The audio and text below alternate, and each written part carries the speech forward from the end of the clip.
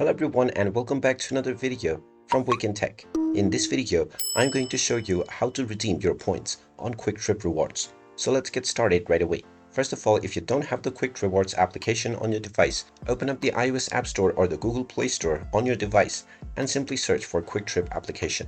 Once you find it, go ahead and install the app. And when you install it, you can tap on it to open it up. You will now be asked to log in. Go ahead and tap on the login button and you will be taken into the login portal. Go ahead and type in your email address that you used while signing up for your account within the email address box, and then type in your account password underneath. You can then click on the login button and you will be logged in to your Kwik Trip account right away. Once you have been logged into your account, you will be able to see the points that you have received within the rewards screen. You can simply tap on it, your received point, and it will be added onto your account right away. You can also check out various other offers to earn points by tapping on the offers menu.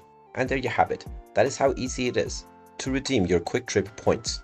If you find this video helpful, make sure you hit that like button and subscribe to our channel if you haven't done so already. Also ring that notification bell to never miss another update from us. Thank you for watching and I will see you again in the next video.